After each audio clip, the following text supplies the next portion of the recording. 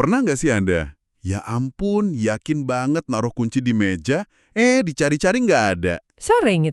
Atau ketemu orang baru nih, kenalan, namanya siapa gitu, 5 menit kemudian, aduh blank aja gitu namanya, hilang entah kemana. Hahaha, iya. Rasanya ingatan kita ini kadang kayak temen yang iseng banget ya, suka ngerjain. Bisa dibilang gitu. Nah hari ini kita mau coba menyelami lah ya dunia memori ini. Gimana sih cara kerjanya? Kenapa kok sering ngadat? Dan yang paling penting nih, bisa nggak sih kita benar-benar melatihnya? Kita coba bedah ya, sains di baliknya, berdasarkan buku Why We Forget and How to Remember Better. Betul sekali, buku ini ditulis oleh dua ahli nih, ada Dr. Batson, dia seorang neurolog, sama Dr. Ken Singer. Nah ini psikolog yang emang ahli soal memori. Oke, pakarnya langsung ya. Iya, jadi misi kita kali ini bukan cuma ngasih fakta aja ya, tapi juga mau coba bongkar beberapa anggapannya mungkin keliru yang selama ini Anda pegang tentang ingatan. Mitos-mitos gitu ya. Bisa jadi. Dan tentu aja kita bakal gali strategi praktis. Yang penting ini berbasis riset, biar Anda semua bisa lebih jago lah ngelola informasi yang seabrek masuk tiap hari. Siap. Siap banget. Oke, jadi kan banyak nih yang mikir ingatan tuh kayak, lemari arsip gitu ya. Atau hard disk di komputer. Atau rekaman video? Nah, iya. Atau rekaman video di kepala. Semua kesimpan rapi, tapi, ternyata ada satu kasus nih yang benar-benar, mengguncang pemahaman kita soal ini kan? Kasus Henry Molaison atau HM. Ah iya, HM itu kasus klasik banget. Bisa dibilang mengubah pandangan soal memori. Jadi setelah dia operasi otak ya, buat ngatasin epilepsinya yang parah banget itu, ini kehilangan kemampuan buat ngebentuk ingatan baru. Terutama ingatan soal peristiwa atau pengalaman pribadi. Nah ini yang kita sebut ingatan episodik. Jadi dia nggak bisa ingat kejadian baru sama sekali. Betul. Misalnya nih, dia bisa ngobrol panjang lebar sama dokternya. Seru gitu. Tapi sejam kemudian, kalau ditanya, dia nggak ingat sama sekali pernah ketemu dokter itu. Kayak, ya udah pertemuan itu nggak pernah ada di memorinya dia. Ya ampun, itu serem juga ya bayanginnya. Tapi, ada bagian yang lebih aneh lagi kan katanya. Yang benar-benar bikin kita mikir, loh, jadi sebenarnya ingatan tuh apa sih? Nah, ini dia nih, bagian yang paling, fascinating ya. Meskipun HM nggak bisa ingat apa yang dia lakuin barusan, dia tuh ternyata masih bisa belajar keterampilan baru, skill baru. Hah?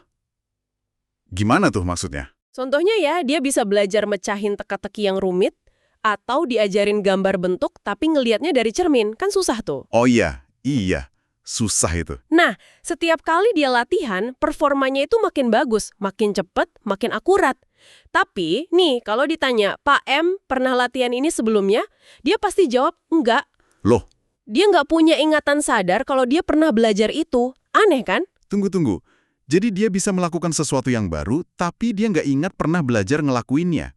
Ini gimana logikanya? Ini benar-benar ngerusak ide kalau ingatan itu cuma satu jenis aja dong. Tepat, itu dia poinnya. Kasus HM ini jadi bukti telak lah. Kalau ingatan itu bukan satu sistem tunggal. Otak kita tuh punya beberapa departemen memori yang beda-beda. Dan cara kerjanya juga beda-beda. Oke.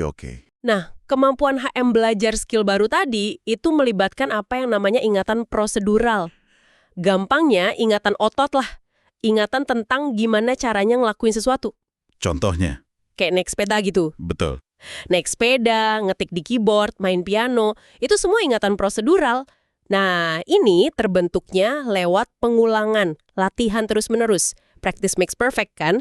Iya. Makanya HM bisa, karena bagian otak buat ingatan prosedural ini untungnya nggak rusak pas operasi. Yang rusak itu bagian buat ngebentuk ingatan episodik baru. Ingatan tentang apa, kapan, dan di mana sebuah peristiwa terjadi. Itu yang hilang. Oke, jadi jelas nih bedanya. Ada ingatan cara melakukan atau prosedural, sama ingatan kejadian pribadi atau episodik. Terus, kalau fakta-fakta umum gitu, kayak kita tahu ibu kota Prancis itu Paris, atau air mendidih di 100 derajat Celcius, itu masuk mana? Nah, itu masuk departemen lain lagi. Namanya ingatan semantik. Ini kayak database pengetahuan umum kita lah tentang dunia. Fakta-fakta, konsep, arti kata. Oke. Yang menarik, ingatan semantik ini seringkali lahirnya dari ingatan episodik yang diulang-ulang. Jadi mungkin nih, awalnya Anda ingat kapan dan di mana pertama kali belajar kalau Paris itu ibu kota Prancis. Mungkin di kelas SD sama guru siapa gitu. Itu kan ingatan episodik. Ya ingat ada momennya. Tapi setelah informasi itu diulang terus, dibaca lagi, didengar lagi, terus dikonsolidasi. Nah ini penting, terutama pas tidur nanti kita bahas.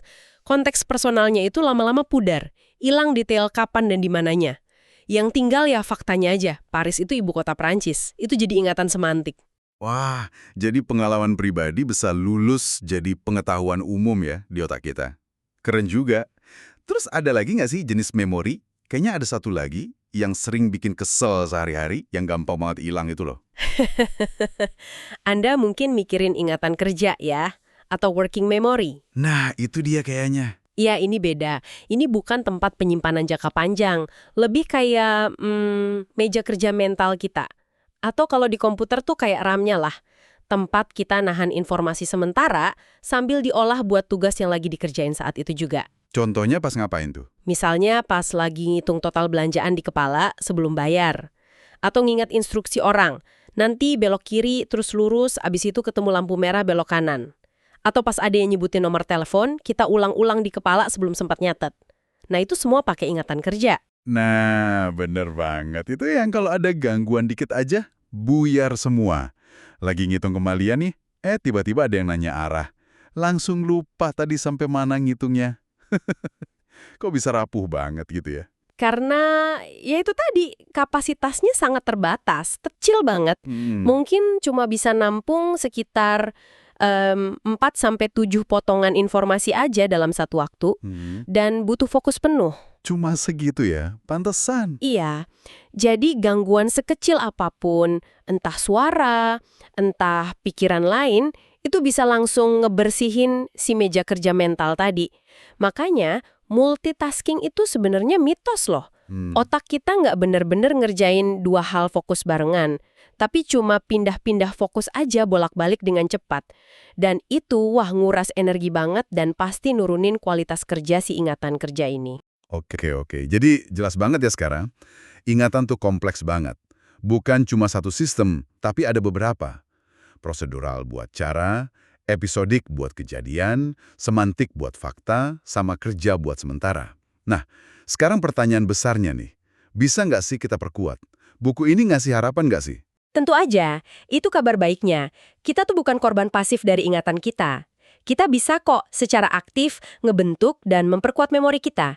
Nah, para penulis buku ini mereka ngerangkum beberapa prinsip kunci nih. Jadi gampang diingat pakai akronim FOUR. F-O-U-R. FOUR? Oke. Apa aja tuh? F itu untuk fokus atau fokus, O untuk organize atau organisasi, U untuk understand atau pahami, dan R untuk relate atau relasi, hubungan. Ini bukan sekedar tips biasa ya, tapi lebih ke perubahan cara pandang. Dari yang tadinya cuma nerima informasi pasif, jadi aktif membangun memori. Oke, kita bedah satu-satu ya. Fokus dulu deh. Kedengarannya simpel ya, fokus. Tapi di zaman sekarang ini, notifikasi bunyi mulu. Ada aja gangguannya. Rasanya ini yang paling susah dilakuin deh. Gimana caranya fokus yang realistis gitu? Anda bener banget, ini tantangan zaman now lah ya. Tapi justru karena susah itu, fokus jadi makin krusial. Intinya itu adalah perhatian.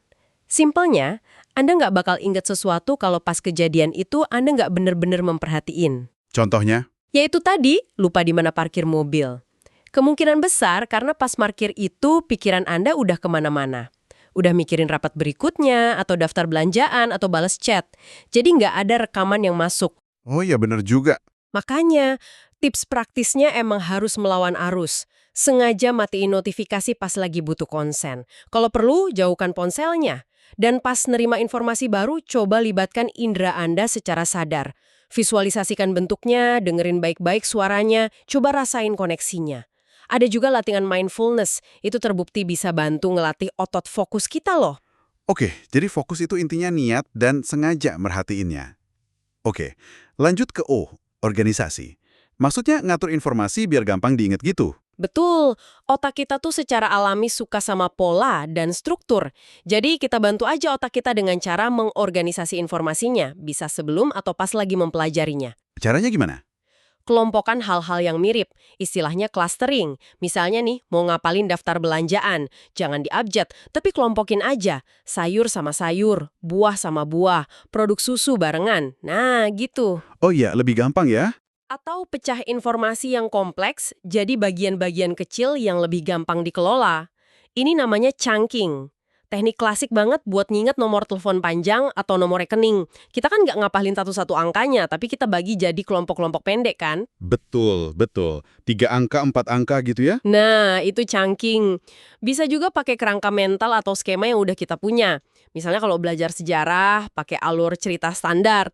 Atau kalau ingat urutan kejadian di restoran, kan udah ada polanya tuh. Oke, masuk akal banget. Otak emang suka yang rapi ya. Oke, berikutnya U, pahami. Nah, ini kayaknya kunci nih. Biar nggak cuma hafal mati, tapi beneran ngerti. Krusial banget ini. Jangan cuma ngapalin kata per kata tanpa ngerti artinya apa. Usahakan pahami esensi informasinya. Kenapa? Karena informasi yang punya makna buat Anda, yang Anda ngerti, itu bakal jauh lebih kuat nempelnya di memori. Ada contohnya? Contoh paling sering disebut itu pemain catur ahli. Mereka kan bisa tuh ngelihat papan catur sekilas terus bisa nginget posisi puluhan bidaknya. Itu bukan karena mereka punya ingatan fotografis ya. Bukan ya? Saya kira gitu. Bukan, tapi karena mereka paham. Mereka paham pola permainannya, strategi di baliknya, hubungan antar bidak itu gimana. Jadi mereka ngelihat cerita di papan catur itu, bukan cuma potongan-potongan kayu acak. Makna itu yang bikin nempel. Wah, oke. Jadi makna itu kayak lem super buat memori ya? Oke, terakhir dari 4, R, relasi. Maksudnya ngehubung-hubungin informasi gitu. Tepat sekali. Kalau kita kaitkan nih ya, sama gambaran besarnya, relasikan informasi baru itu dengan apa yang udah Anda tahu, dengan pengetahuan atau pengalaman yang udah ada di kepala. Kenapa? Semakin banyak kaitan atau cantolan yang Anda buat, semakin kokoh jaring memorinya. Jadi kayak informasi baru itu nggak berdiri sendiri gitu ya? Betul. Ibaratnya gini deh, informasi baru itu kayak tamu di sebuah pesta. Nah, pengetahuan lama Anda itu adalah orang-orang lain yang udah ada di pesta itu. Semakin banyak kenalan si tamu baru ini di pesta, makin banyak kaitan sama pengetahuan lama, semakin besar kemungkinan dia bakal betah, tinggal lama, dan gak cepat pulang, alias gak cepat lupa. Oke. Terus gimana cara bikin kaitan atau relasi itu? Ada triknya? Caranya macam-macam. Bisa bikin hubungan yang logis, masuk akal, tapi bisa juga bikin asosiasi yang aneh, lucu, atau bahkan absurd banget. Justru kadang asosiasi yang unik dan nonjok itu lebih gampang diingat karena beda dari yang lain. Contohnya gimana tuh yang aneh? Pakai visualisasi yang kuat. Misalnya nih, Anda baru kenalan sama orang namanya Pak Chandra. Terus biar ingat, Anda tahu dia suka berkebun. Coba bayangin aja Pak Chandra lagi nari-nari di bawah sinar bulan purnama. Chandra itu kan bulan ya, sambil nyiram tanaman pakai gayung bentuknya bulan sabit. Aneh kan? Aneh banget. Nah, justru karena aneh itu jadi lebih nempel di kepala. Jadi jangan takut bikin asosiasi yang rada gila. Oke. Boleh dicoba nih visualisasi aneh. Jadi 4, fokus, organisasi, pahami, relasi. Ini strategi aktif ya yang bisa kita lakuin pas lagi mau ngingat sesuatu. Tapi tadi Anda sempat nyinggung, ada satu lagi strategi yang sering kita anggap remeh, padahal kata buku ini vital banget. Tidur. Kenapa sih tidur sepenting itu? Bukannya pas tidur otak kita istirahat total ya? Nah, ini dia salah satu kesalahpahaman paling umum. Jauh dari kata istirahat pasif, otak kita itu justru super sibuk pas kita tidur. Terutama ngurusin soal memori. Makanya ini jadi pertanyaan penting kan, sebenarnya ngapain sih otak kita pas kita tidur? Iya, ngapain? Jawabannya ada beberapa. Yang pertama dan mungkin paling utama ya, itu adalah konsolidasi memori. Konsolidasi? Apa tuh artinya? Kayak di perusahaan aja. Haha, mirip sih idenya. Ini tuh proses mindahin arsip ingatan baru, terutama ingatan fakta semantik, sama ingatan kejadian episodik, dari tempat penyimpanan sementara yang agak rapuh, tadi kita sebut hippocampus. Oh iya, si hippocampus. Nah, dipindahin ke tempat penyimpanan jangka panjang yang lebih stabil, lebih permanen. Itu adanya di korteks otak. Nah, proses mindahin ini, proses konsolidasi ini, paling aktif terjadinya pas kita lagi tidur lelap, deep sleep. Oh, pas tidur pules itu ya? Betul. Makanya, Ini penjelasan ilmiahnya kenapa belajar nyicil tiap hari, terus diselingi tidur yang berkualitas itu jauh lebih efektif daripada sistem kebut semalam, alias SKS atau cramming. Tidur itu ngasih waktu buat otak buat nyimpen apa yang udah dipelajarin tadi siang. Di buku ini bahkan ada cerita studi banding belajar bahasa. Kelompok yang tidurnya cukup itu jauh lebih bagus hasilnya dalam nginget kosakata baru dibanding kelompok yang kurang tidur. Wow. Jadi tidur itu bukan cuma matiin mesin ya, tapi justru lagi proses save data. Penting banget. Ada fungsi lain lagi nggak selain konsolidasi? Ada dong. Tidur juga fungsinya kayak petugas kebersihan buat si hipokampus tadi. Jadi setelah semalaman sibuk mindahin data ke penyimpanan jangka panjang, paginya hipokampus jadi lebih bersih, lebih seger, siap lagi nyerap informasi baru buat hari itu. Kalau kita kurang tidur, ya kapasitas belajar kita jadi menurun. Masuk akal. Selain itu, tidur juga bantu memilah informasi. Jadi koneksi saraf untuk memori yang dianggap penting itu diperkuat, sementara koneksi untuk hal-hal yang kurang relevan, detil nggak penting, itu dilemahkan atau bahkan dipangkas. Istilahnya synaptic pruning. Ini bikin sistem memori kita jadi lebih efisien, nggak kebanyakan sampah. Luar biasa ya kerja otak pas tidur. Ngebersihin, milah, nyimpen. Terus kalau soal emosi gimana? Katanya mimpi ada hubungannya sama memori emosional. Bener banget. Tidur, khususnya pas tahap REM, Rapid Eye Movement, itu tahap pas kita paling sering mimpi. Nah, tahap ini penting banget buat ngolah muatan emosional dari ingatan kita. Maksudnya gimana tuh ngolah emosi? Jadi, tidur REM ini bantu menjinakkan atau ngurangin intensitas emosi negatif yang nempel di kenangan menyakitkan atau traumatis. Tapi ingatannya sendiri nggak dihapus ya, cuma racun emosinya aja yang dikurangi. Proses ini penting banget buat bantu kita memproses pengalaman sulit biar nggak terus-terusan kebawa emosinya, jadi bisa lebih adaptif lah. Wah, penting banget ya ternyata tidur ini. Jadi saran praktisnya jelas ya, jangan pernah anggap remeh tidur. Kalau bisa, prioritasin 7-9 jam. Tapi kan gimana ya, kadang realistisnya susah. Misalnya kerja shift atau baru punya bayi gitu. Itu tantangan nyata, saya paham. Kalau emang 7-9 jam itu nggak memungkinkan secara konsisten, ya usahakan jaga jadwal tidur bangun serutin mungkin. Sebisa mungkin ya, bahkan pas weekend. Biar jam biologis tubuh kita, ritme sirkadiannya nggak kacau. Terus, maksimalkan kualitas tidur yang didapat. Ciptain suasana kamar yang gelap, sejuk, tenang. Hindari kafein, alkohol beberapa jam sebelum tidur. Kalau kurang tidur banget, gimana? Power nap ngaruh nggak? Kalau memang kurang tidur, power nap atau tidur siang singkat, sekitar 20 menitan lah, itu bisa sedikit bantu nyegerin ingatan kerja sama fokus sesaat. Tapi ya, tetap nggak bisa gantiin tidur malam penuh untuk proses konsolidasi memori jangka panjang tadi. Tapi lumayan lah buat nganjel. Oke, sip. Jadi tidur itu krusial ya. Nah, selain 4H sama tidur, tadi kan kita bahas ingatan prosedural atau keterampilan. Latihan itu kuncinya. Tapi apa cukup cuma practice makes perfect aja? Atau ada cara latihan yang lebih efektif? Latihan emang kunci buat ingatan prosedural. Tapi gimana cara kita latihannya itu juga penting banget. Buku ini ngasih beberapa tips bagus nih. Pertama, usahakan belajar dengan benar dari awal. Kenapa? Karena ngoreksi kebiasaan atau teknik yang salah itu jauh lebih susah daripada ngebentuk yang benar dari awal. Kalau perlu ya ambil les atau cari mentor. Oke, benar dari awal. Terus? Kedua, ya latih secara teratur. Konsistensi itu lebih baik daripada latihan maraton tapi cuma sesekali. Ketiga, cari umpan balik atau feedback. Biar kita tahu bagian mana yang udah bagus, mana yang perlu diperbaiki. Keempat, ini menarik nih, latih secara terdistribusi atau space practice. Maksudnya gimana tuh? Terdistribusi? Artinya kasih jeda waktu antar sesi latihan. Jangan latihan terus-terusan tanpa istirahat. Kenapa? Jeda ini ngasih waktu buat otak kita buat ngelakuin konsolidasi offline. Seringnya pas kita istirahat atau tidur itu. Jadi, misalnya mau latihan total 5 jam, itu lebih efektif kalau dibagi jadi 1 jam setiap hari selama 5 hari, daripada langsung 5 jam non-stop dalam 1 hari. Wah, menarik. Jadi istirahat antar latihannya itu sama pentingnya ya sama latihannya sendiri. Ada lagi tips latihannya? Ada lagi.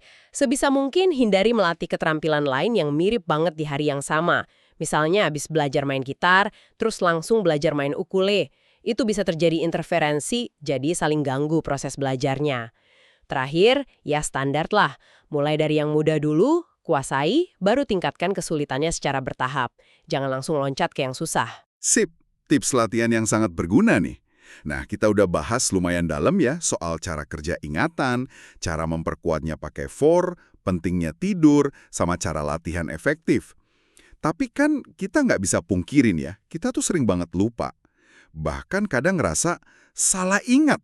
Kok bisa gitu ya? Apa ini tanda otak kita udah mulai rusak atau gimana? Nah, disinilah kita sampai pada salah satu ide yang menurut saya paling menarik dari buku ini. Melupakan itu normal, bahkan adaptif. Hah? Lupa kok adaptif? Bukannya lupa itu masalah? Mungkin kedengerannya aneh ya, tapi coba pikirin deh. Kemampuan kita buat melupakan detail-detail yang nggak penting, detail remeh-temeh, itu justru bantu kita loh. Bantu gimana caranya? Dengan membuang detail yang nggak relevan, otak kita jadi bisa lebih fokus pada gambaran besarnya, atau gist-nya. Ini memungkinkan kita buat generalisasi, ngelihat pola, dan ujung-ujungnya bikin keputusan jadi lebih cepat dan efisien. Coba bayangin kalau Anda ingat setiap detail dari setiap makanan yang pernah Anda makan seumur hidup. Wah, penuh banget dong kepala. Iya kan? Bakal menuhin harddisk aja dan nggak terlalu guna juga. Jadi, lupa itu sebenarnya kayak filter alami lah yang bikin otak kita kerjanya lebih efisien. Oke, jadi lupa itu bukan bug sistem ya, tapi malah bisa jadi fitur unggulan. Menarik. Terus, gimana dengan fenomena salah ingat atau ingatan palsu? Kayaknya ini lebih bikin khawatir deh. Masa iya kita bisa ingat sesuatu yang nggak pernah terjadi? Ingatan palsu atau false memory itu memang bisa terjadi. Dan itu juga ternyata sangat umum. Nggak selalu berarti ada masalah neurologis yang serius ya. Kuncinya adalah pahami lagi kalau mengingat itu bukan kayak muter ulang rekaman video. Bukan. Bukan ya? Terus apa dong? Setiap kali kita mengingat sesuatu, kita itu sebenarnya lagi merekonstruksi memori itu. Kayak ngebangun ulang dari berbagai potongan informasi yang kesimpan di otak. Nah, proses rekonstruksi inilah yang rentan banget sama distorsi atau perubahan. Distorsi dari mana aja tuh datangnya? Wah, bisa dari banyak hal. Misalnya informasi baru yang kita dapat setelah kejadian. Dengar cerita versi orang lain, itu bisa ngubah ingatan kita loh. Atau imajinasi kita sendiri tentang apa yang mungkin terjadi pas itu. Keyakinan kita, bias kita, harapan kita, itu semua bisa mewarnai proses rekonstruksi memori. Bahkan pas kita mikirin ingatan itu sendiri. Betul. Bahkan proses mikirin suatu memori, itu bisa sedikit ngubah memori itu setiap kali kita akses. Kita juga bisa, tanpa sadar, nyampur-nyampur detail dari memori yang beda tapi mirip kejadiannya. Jadi, ya, rentan banget sebenarnya. Ada contoh eksperimen gitu yang nunjukin betapa gampangnya ini terjadi? Ada banget. Eksperimen klasik namanya DRM, Dizzy Rodiger McDermott. Jadi, peserta dikasih daftar kata-kata nih. Semua kata ini berhubungan sama satu tema sentral. Misalnya temanya tidur. Kata-katanya bisa kayak lelah, ranjang, bantal, mimpi, istirahat, selimut, dan seterusnya. Tapi kata tidurnya sendiri sengaja nggak dimasukin di daftar. Oke, terus? Nah, pas diminta nginget lagi kata-kata tadi, banyak banget peserta yang dengan sangat yakin mengingat kata tidur ada di daftar itu. Padahal jelas-jelas nggak ada. Wah, kok bisa? Ini nunjukin betapa gampangnya otak kita menciptakan ingatan berdasarkan asosiasi dan gist, bukan detail persisnya. Wow, itu cukup mencengangkan ya. Terus gimana dengan ingatan yang rasanya kuat banget, jelas banget, biasanya karena ada emosi yang terlibat. Kayak ingatan pas kejadian besar, 911 misalnya, atau momen pribadi yang emosional banget. Kan sering disebut flashbulb memories tuh. Apa itu lebih akurat karena emosinya kuat? Secara intuisi, kita ngerasanya gitu kan. Memorinya kayak tercetak jelas banget di kepala. Detailnya terasa hidup, dan kita yakin seyakin-yakinnya kalau ingatan kita itu akurat. Iya, rasanya gitu. Tapi ini lagi-lagi penelitian nunjukin bahwa bahkan flashbulb memories yang super emosional ini pun nggak kebal sama distorsi. Detail-detailnya itu bisa berubah atau jadi nggak akurat seiring berjalannya waktu. Meskipun, nah ini uniknya, tingkat keyakinan kita terhadap ingatan itu tetap aja tinggi banget. Jadi meskipun salah, kita tetap yakin bener gitu. Bisa jadi begitu. Ini poin krusial banget. Tingkat keyakinan Anda pada sebuah memori itu bukan jaminan akurasinya. Jangan mentang-mentang Anda yakin banget, terus pasti bener. Belum tentu. Waduh, jadi apa artinya semua ini buat kita sehari-hari? Kalau ingatan kita ternyata bisa lupa, dan itu normal, bisa salah ingat, bahkan bisa menciptakan ingatan palsu. Terus gimana kita bisa percaya sama ingatan kita sendiri dong? Artinya ya kita perlu sedikit lebih rendah hati mungkin ya, dan lebih kritis terhadap ingatan kita sendiri. Terutama buat hal-hal yang penting.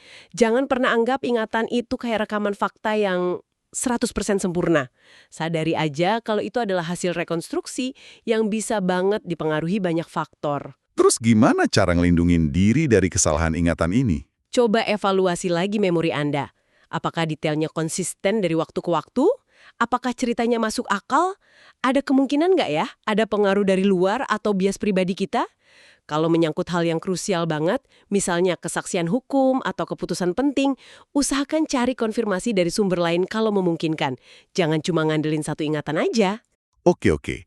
Jadi kesimpulan dari penjelajahan kita hari ini nih ya, ingatan kita itu ternyata sistem yang luar biasa kompleks ya. Dinamis banget, gampang dibentuk, tapi di sisi lain juga rapuh. Bukan cuma tempat nyimpen data pasif, tapi proses aktif yang melibatkan banyak hal. Fokus, organisasi, pemahaman, relasi, bahkan tidur pun penting banget.